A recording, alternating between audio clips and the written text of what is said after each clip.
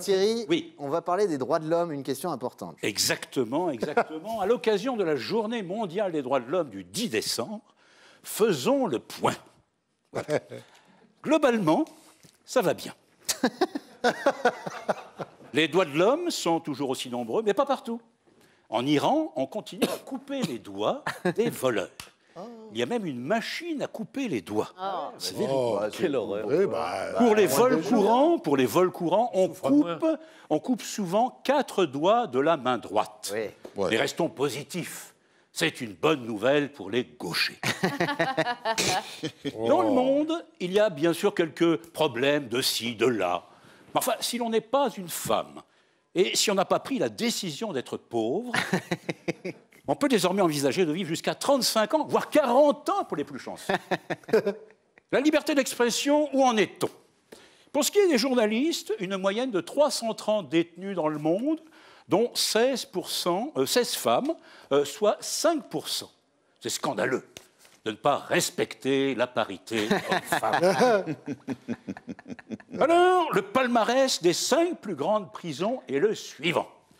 Premier, la Chine. Deuxième, la Turquie. Troisième, la Syrie. Quatrième, l'Iran. Cinquième, le Vietnam, qui a réussi à se hisser dans le top 5. Ouais. Bravo, bravo d'avoir réussi à dépasser l'Égypte et l'Algérie. Saluons le Mexique, ce pays de Mexicains basanés, mangeurs de pépitos, qui a fait des efforts pour que les journalistes ne croupissent pas en prison. Une exécution par mois en moyenne depuis l'an 2000. Alors, la question de la torture dans le monde. Parmi les chefs d'État, il y a ceux qui disent la torture, oui, mais bon. Et d'autres qui disent la torture, bon, mais oui.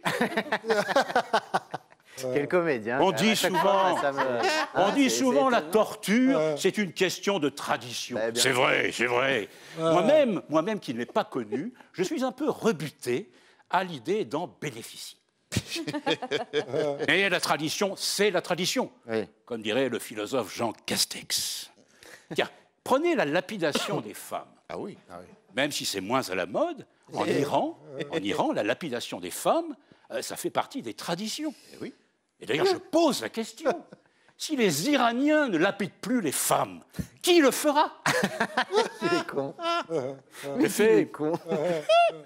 J'ai fait beaucoup de publicité à l'Iran aujourd'hui, et ça peut être une idée de voyage, de vacances. Je crois qu'ils veulent relancer le tourisme. Tiens, je leur donne une idée de slogan publicitaire. L'Iran, allez-y, vous n'en reviendrez pas. Alors, un coup de chapeau, évidemment, un coup de projecteur, Oui.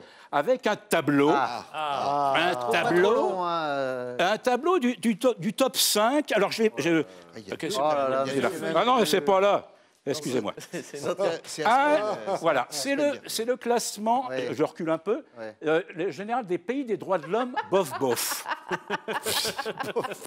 Il y a donc, alors, très loin devant, il y a donc la Chine. Alors, si vous voulez, c'est la stabilité un peu partout, Ouais. parce qu'en fait, ça suit la population.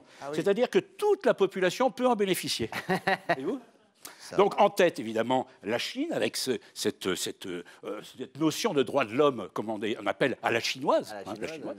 Ensuite, nous avons donc le deuxième pays, c'est le Soudan, avec 42 millions, avec cette petite touche qu'on appelle à la soudanaise. Ensuite, nous avons donc l'Arabie Saoudite, 34 millions, la Corée du Nord, 26 millions, et la Libye, 7 millions. Alors, je sais qu'en ce moment, nos téléspectateurs qui nous regardent depuis la Guinée équatoriale, l'Ouzbékistan, l'Azerbaïdjan, sont déçus de ne pas apparaître dans ce classement. Mais bon, il n'y a que les 5 premiers. Et avec un peu de patience, ça devrait changer. Voilà.